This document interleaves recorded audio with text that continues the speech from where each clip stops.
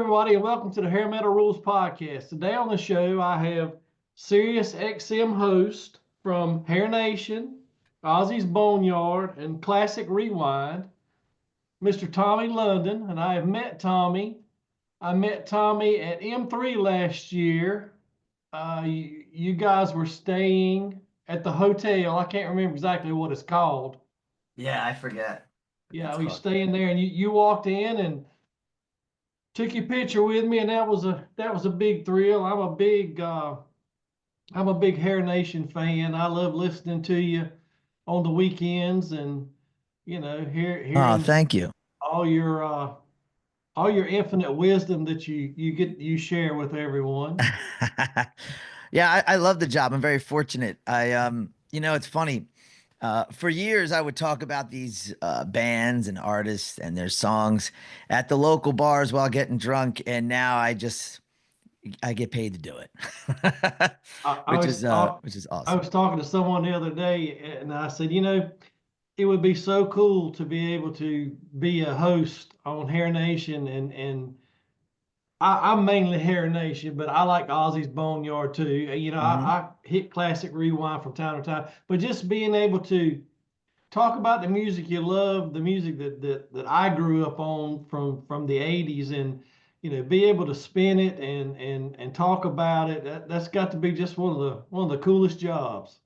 Oh yeah, I mean, I do. I thoroughly I love the music. I thoroughly enjoy talking about it, listening to the songs, and educating the listener. I mean, there might be things I say from time to time you already knew, but there's someone listening who didn't know that. Well, it's always good to learn things. You know what I mean? Right. And I grew up on Casey Kasem, so I love to do the Casey Kasem in terms of not his voice, which I don't think I could do anyway. But I remember as a kid when I would listen to Casey Kasem, he would be talking about the band or artist coming up after the band or artist he was about to play. So, for example, if he was given a teaser that the answer might have been John Bon Jovi or Bon Jovi, he'd be like, yeah, and then that person will be singing after Kiss. So I love to do that sort of thing on the air to keep you glued to the radio, Casey Kasem style. I grew up on Casey Kasem. It's funny you say that. I used to stay at my grandparents every weekend, and I always loved listening to the Top 40 show on Sunday morning, and Yep. I would go in my grandpa's truck and turn the ignition enough to get it, the battery to play the radio, and I can't tell you how many times I've been out in the truck and him come out there and get ready to crank it, and the battery is dead because I was sitting out there listening to American Top 40. Yep. I used to get in arguments with my mom. We'd be going to church, and there's Casey Kasem ready to reveal the number one song or some trivia he was gonna talk about after the commercial or whatever, or after a song, whatever. And I'd be like, Mom, we can't go in the church yet. I got to hear, the answer. I got to hear what the number one song is. Oh, it was a huge argument back and forth. And of course she would win, and I'd end up in church, and we didn't have the internet then. So it's not like I could go on the internet or pause the radio like you can on SiriusXM on the app and then go back and listen. No, we didn't have that luxury back then. I was either in it to win it or that was it. And either you knew what it was, either she let you listen to it to hear what the number one song was, or you just had to guess, well, maybe it's the same as it was last week.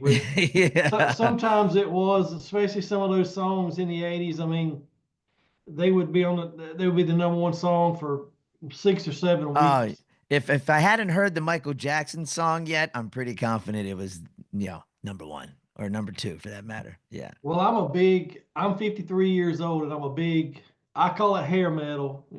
People don't like it called that, but this is my show. So for the sake of it being my show, it's hair metal. That music there were so many genres rolled into that era of time. You had rock, hard rock, you had glam metal, you had sleaze metal, you had the Metallicas and the Anthraxes, but it was all, hair metal, heavy metal. If you had big hair, some of them wore spandex, some of them didn't. They wore the blue jeans and like when Motley Crue went from Theater of Pain image they had with the spandex and all. Right. they go in the girls, and it's all blue jean jackets and leopard print and pins and buttons and but it all got. But my point, I've listened to this music, since 1985, and I love it. I have a big passion for it, and you know, I try to keep it alive. You know, stations like Hair Metal. I mean, not Hair Hair Metal. Nation. This is my show, Hair Nation. Keep it alive, and I even love the Deep Cuts channel. I listen to that a whole Yeah. lot because there's a little bit more mixed in there than the Then on ones the you yeah, play quite often. they've been mixing it up a lot more lately. Having us be able to choose from a wider catalog now on Hair Nation itself. But yeah, the Deep Cuts channel is really cool too. And I feel the same way. I'm very passionate about these bands and their songs because I grew up on them. And MTV was a huge influence. I remember running to the magazine store or the local deli or whatever to pick up Rip and Hit Yeah. Parade or Metal Edge. I couldn't wait to read the interviews and plaster my wall with the pictures inside there. It was just a I don't know, different time, a different way of things. And that happens with every era of music. But this one was kind of special to us. And I'll tell you what, Hair Nation is one of the most popular channels on SiriusXM. So there's a lot of people who feel that way. You know. I remember when satellite when Sirius was one and XM was one when it very first came out. You had the little thing you mounted on your dash, and you run this cord out your window, and you had a little puck that stuck on top of your to receive it. And I remember seeing there was going to be a hair metal station on there. I thought it was the greatest thing in the world. So back then, when it first came out, I know you could get a lifetime subscription to it for X amount of money. So Yeah. needless to say, I paid that years and years and years ago, and it was well worth the money I didn't have at the time to Right. uh to I, pay for it. I remember that actually. So, okay. I think that was like $500 as a I lifetime think so. subscriber, Yes. right? So I subscribed to SiriusXM when Howard Stern came over. I believe it was just Sirius at the time, Yes. and Yes. XM had their own thing, whatever. Then they merged, and so prior to working there, I was a subscriber, and I had the piece because I lived in New York City, so I didn't listen in the car. I had this piece. It was like a little iPod type of thing, like an iPod. Yeah. Right. And you would have to, I could listen to the shows live on the base in my Right. home. Okay, because the antenna was there, whatever. But if I wanted to take it out and listen on the streets, I had to save the shows. So I had to, like, I guess you could say, record. Um, Right. like that. I'd have to record a like Howard Stern show or whatever. It's pretty That's wild. one big reason why I subscribed to it as well. I didn't know who Howard Stern was back then, and then I stumbled across Howard Stern, and I used to love listening to Howard Stern, especially when he created the second channel where he would play stuff from the 80s. And Yeah. I just Right. thought that was so good. I wasn't really into what Howard was talking about in the 2000s or whatever, but just listening to his other station was a lot of fun. How did you get hooked up with uh, Sirius Satellite Radio? It's funny. I was having a conversation with a bunch of people. One of my friends in this conversation uh, worked for CAA, which is a huge agency, management agency. They have Right. like Seinfeld, Madonna, things, people like that. And I've known him for a long time. And he was like, man, all there is to know about these bands and their music. I could tell you who wrote what their publishing company was, and who they Right. dated, and all the quotes and everything. And because I read those magazines and watched MTV as we Yes. discussed. So he said, man, you'd be great on Sirius XM. And I said, wow, I would love that gig. That'd be a lot of fun. He goes, well, I'm friends with the president. I'll put you in touch, Scott Greenstein. I was like, yeah, okay. Now, listen, I've heard these kind of things before. I'm a musician, I'm a singer. I've heard so many people say, I'm going to get you a record deal. And I was like, I felt this was the same. And man, no sooner said than done. 2 days later, he put me in touch on a group text, not even an email, group text. And Scott Greenstein said he would love to meet me. He's not hiring anyone right now, but he would love to meet me. I was like, I'm not getting this job, but I get to see SiriusXM. Maybe I'll run into Howard Stern. So I went, and I hit it off with Scott, and he was like, "Well, I don't have a lot of people like you here with this knowledge." I was like, "Really?" He goes, "Yes." He goes, "I'm going to get you in on the weekends." And I was doing weekends on Hair Nation and Ozzy's Boneyard, and morning and nights. And then people left. These people get shuffled around, whatever. And now I'm on like 2-3 times a day, and yeah, it's a lot of fun.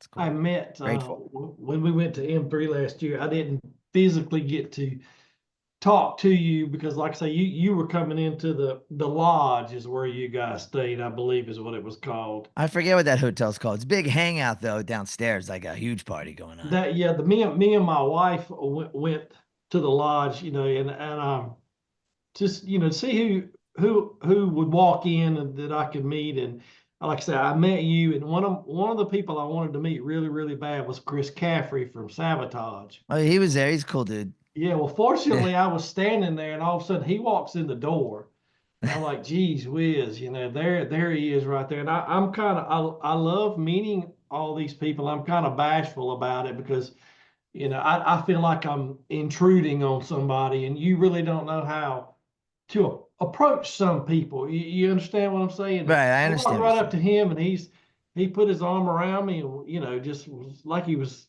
a long lost friend, and it was great. It's great to meet him. But we were standing outside the second day, and Mark Striegel is one of my favorite guys on the weekend on the show. Yeah, he's great. I've known Mark a long time. I told my wife, I was like, boy, I really like to meet Mark Striegel and just shake his hand. And we saw Tommy last night, so I'd like to meet Mark. And lo and behold, we're standing in line, and Mark walks out with his portable handheld, you know, the recording I guess you guys use Oh when yeah, you yeah. take. He came out and said, "Does anybody want to be interviewed for satellite radio?" I'm thinking to myself, "Well, here's my chance." So I talked to Mark, and he didn't have any T-shirts at the time, so we were sitting there, and he was nice enough to walk out there and give me a Hair Nation T-shirt, and I had made some T-shirts for my podcast, and I knew Mark probably didn't want it, but as a gesture of thank you for giving me one, I'll give you one. I gave him one of my Hair Metal Rules podcast T-shirts. Anyway, he's really a nice guy, and Yeah, he's a great guy. it's cool. It's cool seeing you guys at hosting M3. We're me and my wife are like waiting around now for them to announce who's going to be there. And Yeah, I don't know when you're going to air this podcast. Hopefully, we'll have that announcement when this airs. But as we're talking now, they have not announced who is in the lineup. I have been told that it is happening, right, and it will be more than likely going down as per usual. One of the first 2 weekends of May. They usually do. yes, They usually do the first weekend of May. right. I'm pretty confident they're still targeting that date. They're just working on some of the acts, and from what I've heard, I don't know if these rumors are true. I'm not allowed to say, but they're working on some really killer stuff. I'm hoping that a lot of it goes down, and Mark and I will be there once again this year. Well, So hopefully I can get both of you together or something, and get a picture of my two. yeah. Like Mark's been on my podcast a couple of times. I Oh, enjoy cool. when he comes on here. He was so gracious to me. The first time I ever had him on, he was like the fourth person I ever attempted to interview, because I don't consider myself an interviewer. I consider myself, me and you are FaceTiming one another, and we're catching up from old Right. times. But anyway, I did it. He did my podcast, and it did not record for some reason, and I Oh felt so man. bad about it. And he was nice enough to, he was nice enough. It's kind of like you got the wind going in your sails, and you get a good interview, and then you're doing the same interview over again. So it's kind of like there's no wind there because you've already talked about it. Does Right. that make Yeah. sense? No, 100%. I know exactly what you mean. And sir, It's you like you're are a trying to musician. recreate the interview. Right, recreate. Yeah, I had a couple of guys that happened to me. The guitarist for a band called Valentine. His name is can't think of his name right off the top of my head, but he was a guitarist for a band called Valentine from the East Coast. Have you heard of them before? Yeah, yeah, I've heard of them. They have the song "Running on Luck Again." You guys play it on. I think I've heard it on Hair Nation before. I was surprised if I did, but anyway, same thing happened with him. But what it was I try to get on a few minutes early, and I always hit pause because I don't want it to record for 10 minutes, and I didn't hit unpause. And so I did the whole recording and it wasn't there. But anyway, enough of that. You are a musician too. Hey, you know what? I'll give you a heads up what you should do. What's that? So in the future, so you record it here on Zoom, but what you should do is you should get a recorder, just a standard recorder in the room. And if you have, I don't know if you have me on a speaker or whatever in there, but you hit the recorder to record while you do the show on Zoom. And if God forbid you should have messed up or some mistake happens on Zoom, you still have the audio and you can put the audio out. There you See go. what I mean? I'll do that. That's a good idea. Thanks. Yeah, I've Like done that that's trick. I've happened done to me that trick twice, with but interviews. I've done I'm that trick. you learn from your mistakes. So that's Right. as long as you learn from them, right? That's true. That's why And they're, that's why you mistakes have a happen. band called the Dirty Pearls. That's correct. I used to be in a band called the Dirty Pearls out of New York City. And we opened for, we opened for everyone. Motley Crue, Cheap Trick, The Darkness, Cinderella, Lady Gaga. Who else? Scott Weiland. The list goes on. Yeah, we had a lot of fun. I had a great time in that band. And it was funny. Every time we were 4th and inches from the move, like a record deal or something, something would just happen. It should have been a reality show with the band. So we were never able to cross the finish line per se, but we had a lot of fun trying. And then I went solo. I put out a solo record about a year or two ago called Emotional Fuse. If you search my name on any of the streaming platforms, you'll find it. And I'm going to drop a new single here actually soon. And I'm working on another project that I'll reveal hopefully by the summer, but we'll see. Yeah. What were your musical influences when you were growing up? Well, my favorite band of all time is the Mighty Van Halen. I've always been a big Van Halen fan.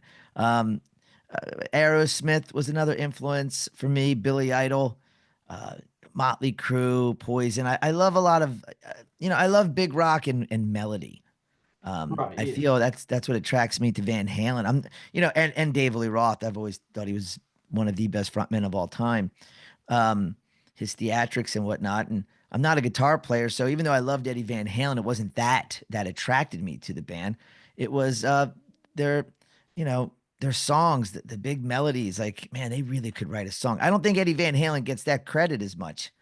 That he was an amazing songwriter as much as he was a guitar player, But yeah, I've just always loved big songs with big melody, and I'm hooked. And it doesn't necessarily have to be in rock. It could be in any genre. If a country song has it, I'm hooked, But my base was always this genre, of course, just the big hard rock, heavy metal stuff. Though I don't consider my stuff to be heavy metal, but I've always listened to it since I was a kid. Van Halen was one of those bands that were just a tight band. I mean, you watch them live, they can stop and pick right up where they left off on the right note. Wait, who was that? What band? Van Halen. Oh, Van Halen. Yeah, they're such a tight band. You see them, you see live stuff from YouTube and all, and stop and David Lee Roth is out there talking, and they'll pick right up on the next note and never miss a beat. You know what that was besides chemistry, which is obvious. Playing with each other so long, you know each other's rhythm. Right. And when you have someone like Eddie Van Halen who can always find a way to fill the hole, I mean, you're always set. And with David Lee Roth on the other side of that coin, he's very vaudeville. Vaudeville is very much, right on the cuff. Hey, what do you hurry up with the joke. Hurry up. You got to entertain. Song and dance man. That's what he was. So that's why I think he worked well with Eddie in those situations where they could always find a way to keep it moving. And whether it be the path they were supposed to take or not. And I just always found that really cool, Well, that's good that you can, it's good, like you say, it's good that you've been around each other for so many years that you can pretty much tell the next move one of them's going to make. So it's like you say, you go with it. Right. Right.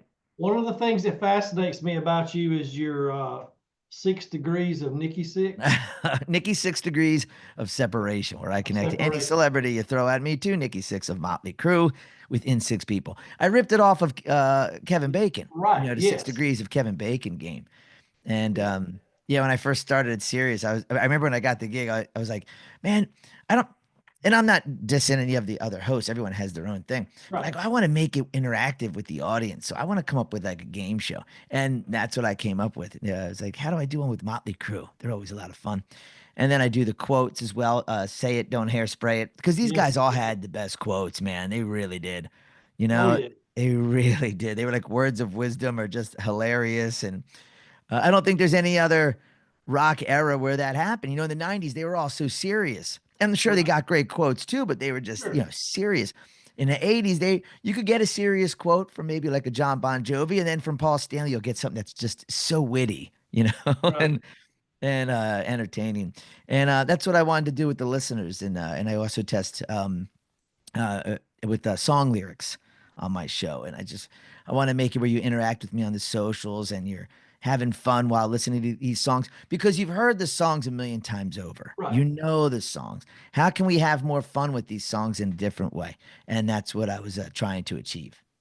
Well, I love you doing all that because if we go somewhere, and we're listening to you, and you'll do the song lyric thing. You'll read it out of, and I'm trying to sing it in my head.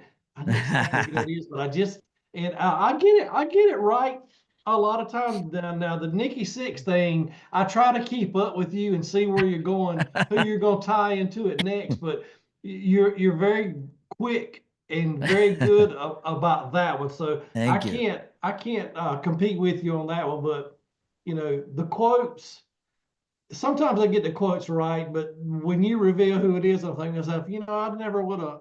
I would imagine he said that, or that doesn't Right. sound like something he would say. But the song lyric thing is awesome because I was talking to a man named Rob Wild. He sings with a band called Midnight City. He's over in London, and I'm not familiar. huh? I'm not familiar with them. Well, they had the '80s Sunset Strip sound, and I really dig their music because you could plug them right into 1986 and they would fit right in. But he I'll forget what I was gonna say to you actually. Wow. I forget where I was going to go with that. I'm so That's all right. sorry. I'm not going anywhere. You just let me know if you Like I remember. said, I Midnight forget City. what I was going to go there. But anyway, yeah, I love doing the song lyrics and all. And I love the satellite radio, the whole thing. You look a lot different now than you do when you're on the stage. And I don't mean this disrespectfully, but you remind me of a younger Andrew Dice Clay. That's because of the hair. Yeah, because of Um, there. Yeah. yeah, but I prefer Danny Zuko or Arthur Fonzarelli. There you And okay. Elvis are the other ones I usually get. But yeah, I usually have my hair in a pompadour. Today I'm just wearing my New York Yankees hat because I was too lazy to do the hair, and plus the headphones would mess it up Oh, anyway. sure, sure. Um, but Don't go to all that yeah. trouble for me. Don't worry about that. It's funny. You interview people. They're like, is this going to be a video interview or is this going to be just audio? Because if it's audio, you can just be sitting in your bed drinking a cup of coffee talking to Right, somebody. But if it's video, it's a little bit. But Zoom is video either way. You either right. That's what's save the cool about it. audio or I've just now learned how to do the gallery view split screen because some of the ones I did with Zoom, it was you talking, then it would switch to me talking, but I Yeah, like it, side by side. yeah. I They didn't fixed really. it. Oh, huh?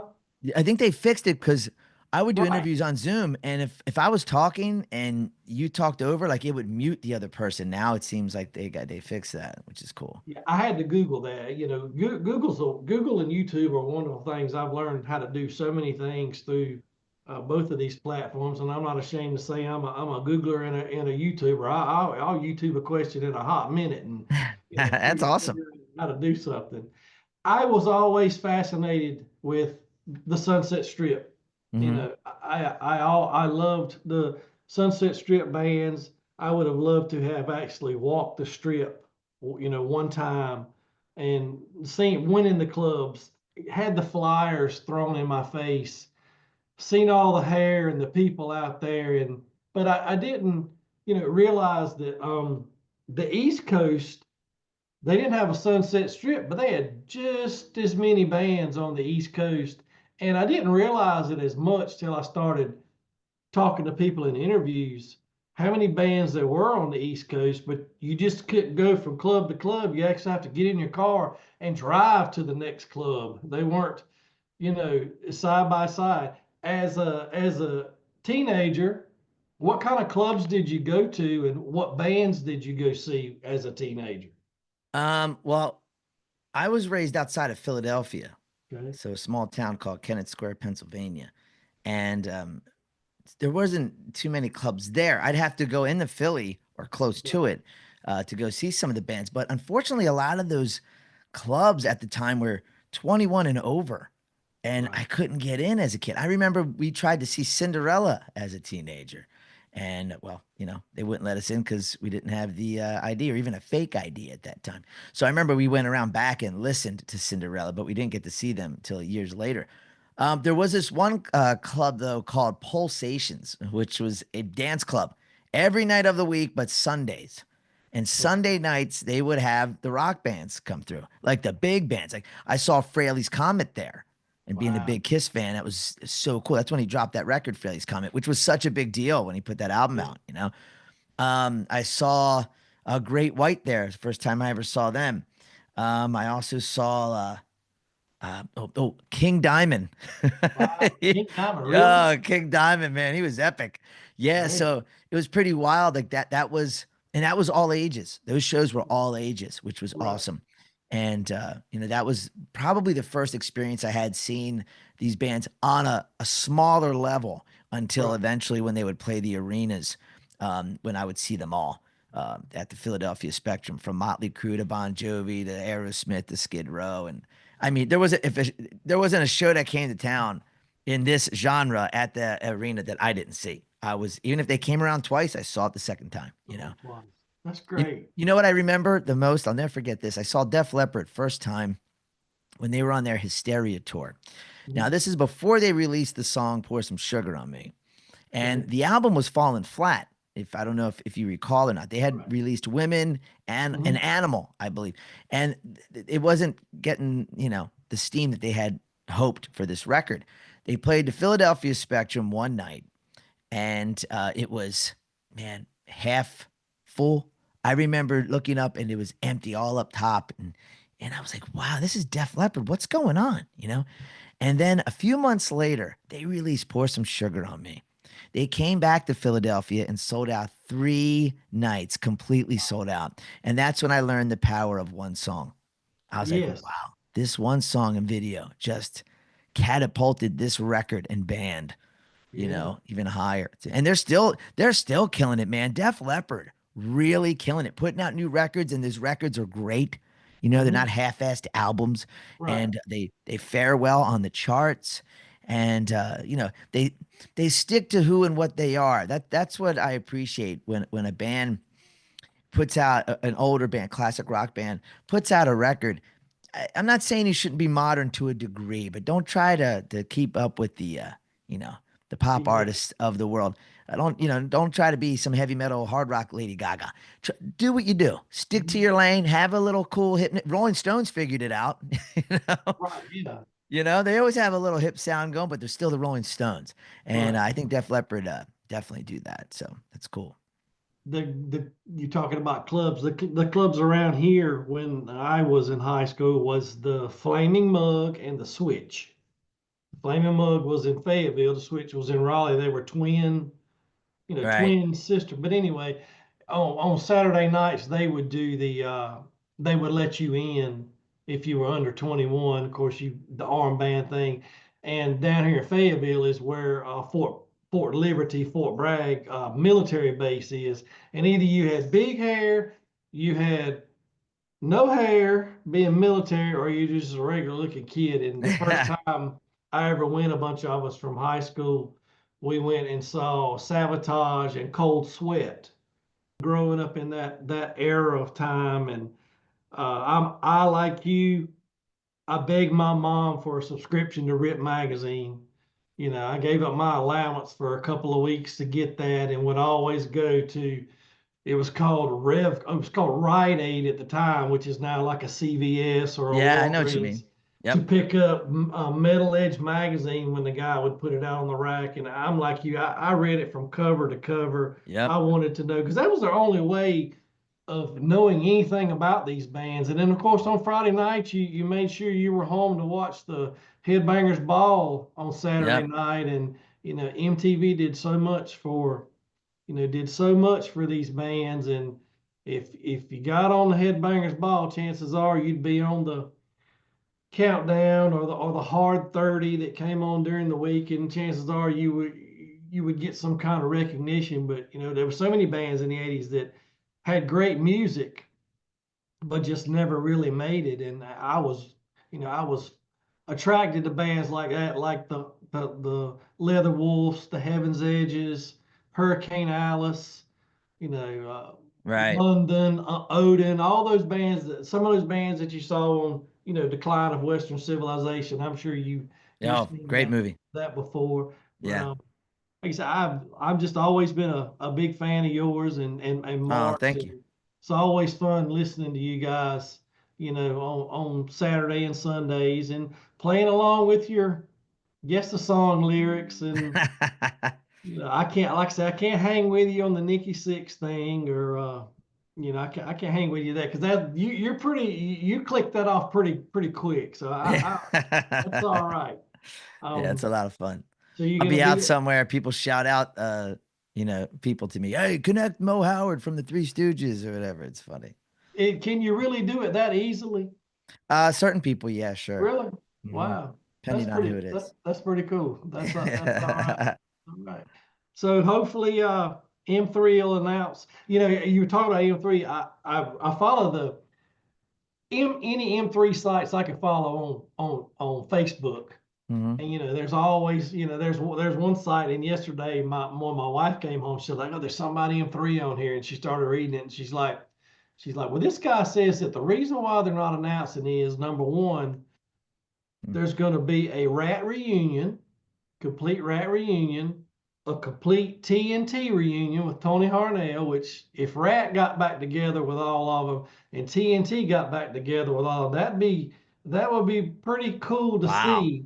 And there I was didn't two hear it. other there was two other bands that they mentioned, and I said, well, number one, Erica, I haven't seen anything about. I know TNT is getting back together, but I hadn't seen anything about a tour. And the chances of Stephen Pearcy and Juan Crossier and Warren DeMartini, Bobby Blotz are getting back together. I don't know if that's true or not, but Right.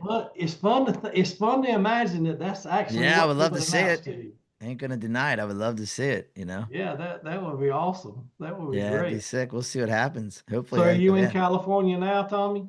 I'm in California now. Yeah, I moved out here this past summer, Are you June. are you any or were you near the wildfires or Yeah, we were. So my girlfriend and I, we had to evacuate. We live in Calabasas, so okay? around a lot of mountain area and things like that. And we went to Hollywood to stay in a hotel, and we get settled in. We open up the curtains, and right across the street, no bullshit, huge fire in Hollywood.